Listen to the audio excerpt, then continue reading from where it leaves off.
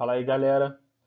Vamos lá para a nossa aula 22. Na verdade, para o nosso conjunto de aulas que fazem parte do que eu chamo de aula 22, assim como o conteúdo anterior de imperialismo, também foi formado pelas aulas 21, no qual nós tínhamos ali aulas sobre imperialismo na África, na Ásia, na Oceania e na América. Na aula 22, nós vamos trabalhar as grandes guerras. Então, todo o conjunto de conteúdos que envolvem os dois grandes conflitos mundiais, né, e tudo que acontece antes, durante e depois desses conflitos fazem parte desse conjunto de aulas que eu numerei como 22, já na geopolítica do século XX.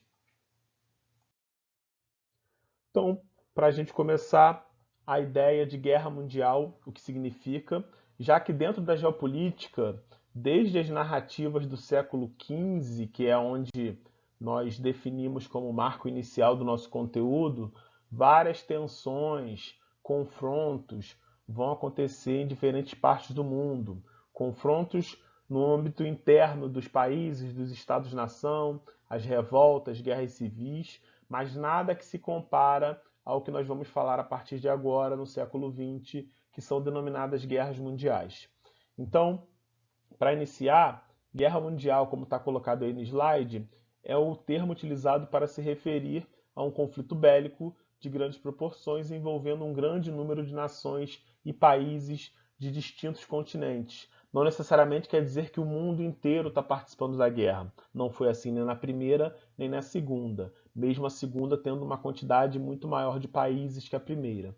Mas o termo, né, acaba sendo utilizado porque a guerra ela se mundializa e ela tem consequências que envolvem o mundo inteiro, seja no âmbito militar, que é o principal no caso da guerra, né? Mas também nós temos influências econômicas, prejuízos humanos, comerciais, por isso o termo guerra mundial é utilizado.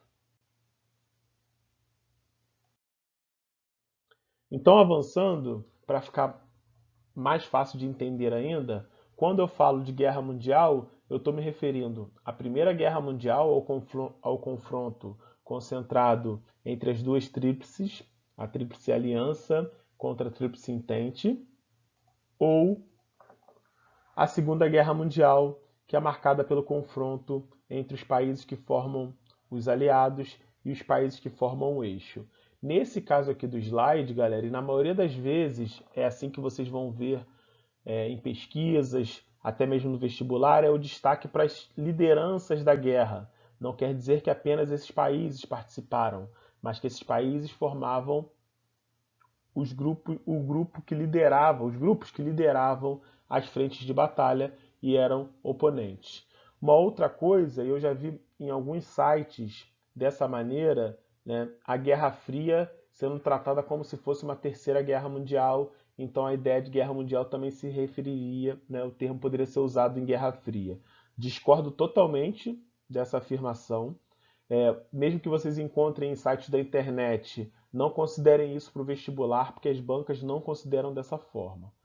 Então, Terceira Guerra Mundial não existe ainda, não aconteceu ainda e não pode ser utilizado para denominar Guerra Fria. Guerra Fria é Guerra Fria. Então, seguindo, galera, já que eu chamei a atenção para as duas grandes guerras, vamos aqui fazer uma apresentação do que foram esses dois grandes conflitos. Nesse primeiro conjunto de aulas, já vamos trabalhar a Primeira Guerra Mundial, Segunda Guerra Mundial. Também vamos trabalhar, claro, nesse bloco 22, né? Mas antes, para trabalhar a Segunda Guerra Mundial, eu preciso elencar alguns outros assuntos. Então, falando de Primeira Guerra Mundial primeiro, né? Começando do começo, a Primeira Guerra Mundial, que também foi conhecida como Grande Guerra ou Guerra das Guerras, até que acontece a Segunda, né? É bom destacar isso. A Primeira Guerra Mundial, antes da ocorrência da Segunda Guerra Mundial, era trabalhada como Grande Guerra e ponto. E aí depois, quando ocorre a partir de 1939 a Segunda Guerra Mundial, aí a nomenclatura, até para facilitar o estudo, a análise desse assunto dentro das ciências, como por exemplo a história, fica mais fácil nomear o primeiro grande confronto envolvendo diferentes países de diferentes continentes como Primeira Guerra Mundial e na década de 30, finalzinho já, esse segundo confronto como Segunda Guerra Mundial. E aí, no caso, a Primeira Guerra Mundial, uma guerra global centrada na Europa, que começa em julho de 14 e vai até novembro de 1918. Nesse caso, o conflito envolve as principais potências do mundo se organizando em duas alianças opostas, a Tríplice Entente contra a Tríplice Aliança. Já a Segunda Guerra Mundial ocorre no final da década de 30, como eu já havia mencionado, 1939, e vai até 1935. Nesse caso, ela vai envolver a maior parte das nações do mundo, incluindo todas as grandes potências, que vão estar organizadas em duas alianças, uma denominada Aliados, outra denominada Eixo. Para muitos especialistas, na verdade, a Segunda Guerra Mundial ela é a continuação da Primeira. Vamos trabalhar o porquê disso. Outros entendem que acontece uma grande guerra separada em dois momentos. Também vamos trabalhar essa ideia, né? O importante é entender o porquê dessa nomenclatura e também ter uma noção, não necessariamente eu preciso saber certinho a data, mas é importante saber o período em que essas duas guerras ocorrem para que a gente possa até entender a conjuntura geopolítica da época. E aí o que eu falei com vocês, muitos cientistas analisam as duas grandes guerras mundiais do século XX como uma única guerra, com um longo armistício. Já vou falar com vocês melhor o que é armistício, é esse intervalo de paz ainda não oficializada como fim do confronto, mas depois fica melhor, já vai chegar nessa parte. Mas muitos vão entender que o que acontece no século XX é uma grande guerra com um intervalo que vai ali de 1918, com o fim da Primeira, até 1939, que é o início da Segunda. É um tempo muito longo também, né? Estou falando aí de 2 décadas, mas existe uma série de justificativas, existe uma série de argumentos que eu considero plausíveis para os que defendem a ideia de uma guerra dividida em dois momentos.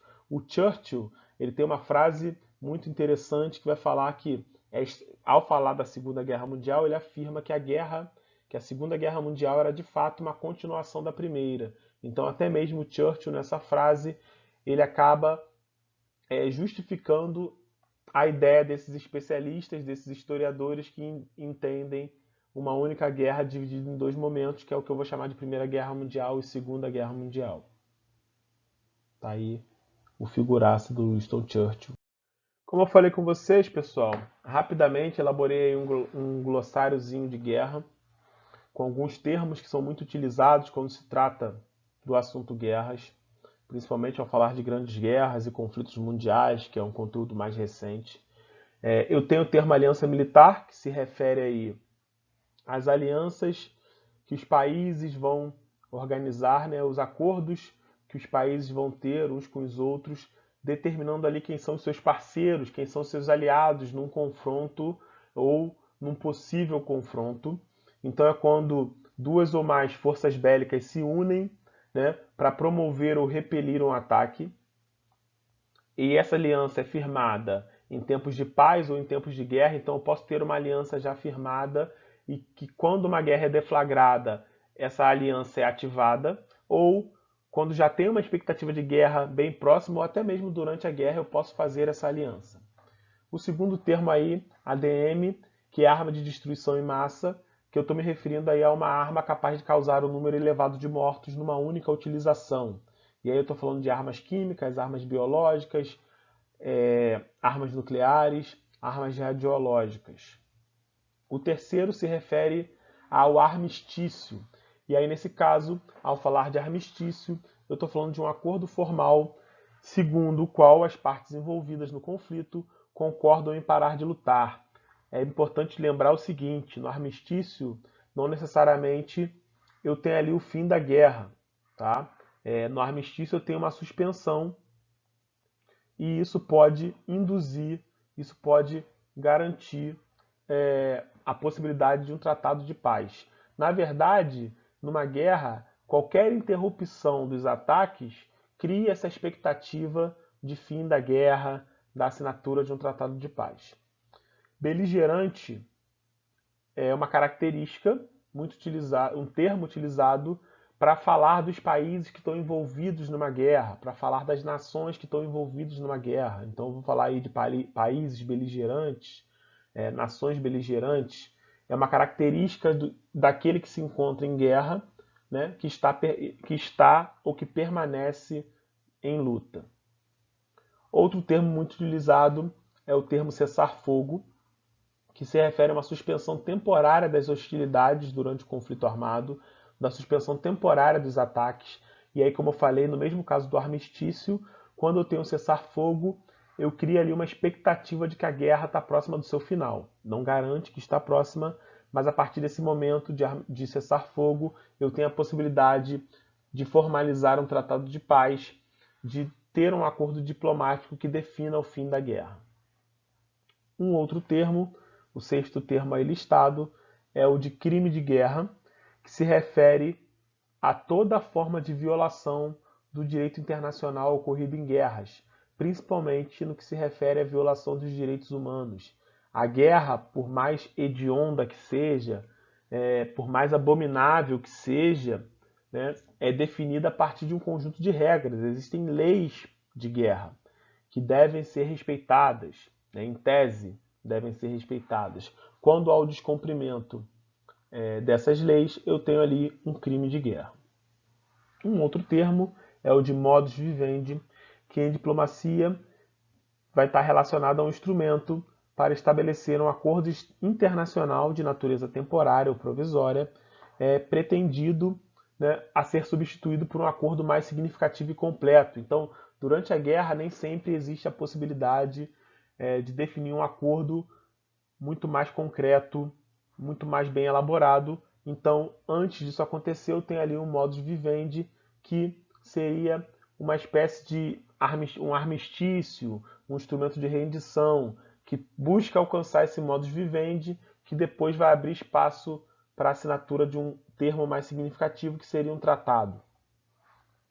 Quase fechando, eu tenho aí o penúltimo, que é o termo paz armada, que é um termo que caracteriza na história o forte desenvolvimento da indústria bélica, buscando, se preparando ali para uma possível guerra, por uma guerra iminente. Tá? Então é um período de paz, mas é aquele do silêncio que antecede o esporro. Né? Parafraseando aí o Rapa, eu estou falando ali daquele momento antes da guerra, que não é necessariamente uma calmaria, mas sim o momento em que as potências estão se preparando, estão se equipando para um confronto iminente.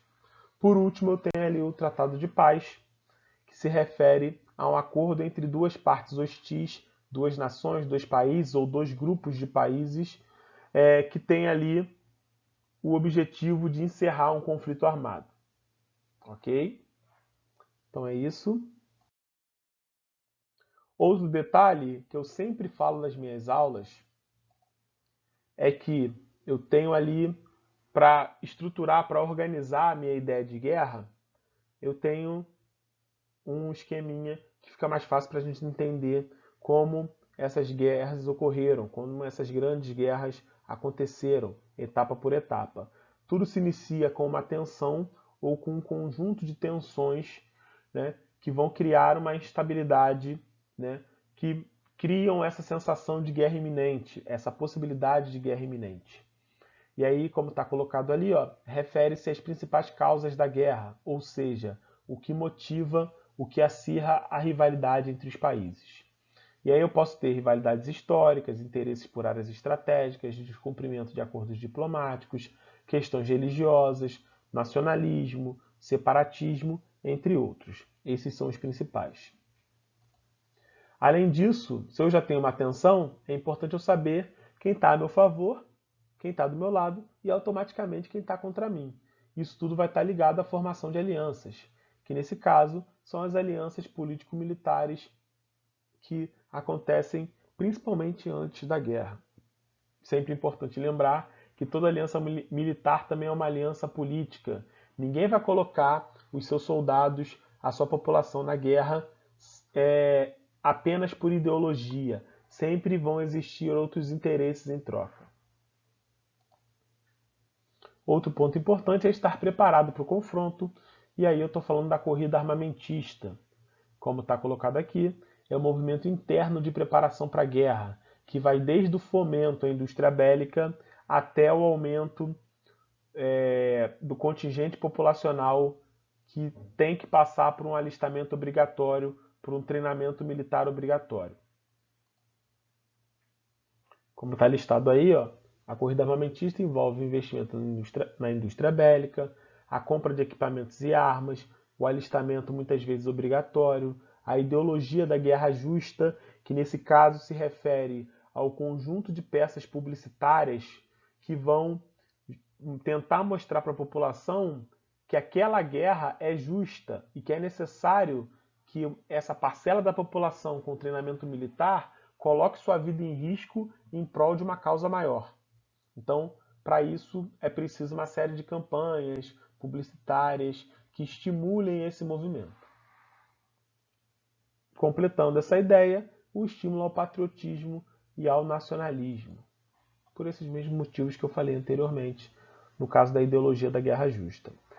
Quando esses três aqui já estão consolidados, principalmente a corrida armamentista, o que vai faltar é o momento-chave em que a guerra acontece. Por isso está aí o gatilho ou estopim, é a ação que marca o início da guerra. Não é o motivo da guerra, mas sim o que determina o início dela. O motivo está lá na tensão, que é o primeiro item que eu citei para vocês. E aí, obviamente, nós temos a guerra, que é o confronto sujeito a interesses da disputa entre dois ou mais grupos distintos, entre dois ou mais países, e depois o pós-guerra, que se refere à articulação diplomática, geralmente protagonizada pelos vencedores. Na maioria dos casos, e no caso das duas grandes guerras, vocês vão ver essa regra: quem vence a guerra define as punições para os derrotados. Então, esse pós-guerra vai ter essa característica que é bem marcante e importante para o desenvolvimento dos nossos assuntos. Bem, é isso, galera. Apenas para fazer a introdução, porque nós vamos agora trabalhar diretamente Primeira Guerra Mundial.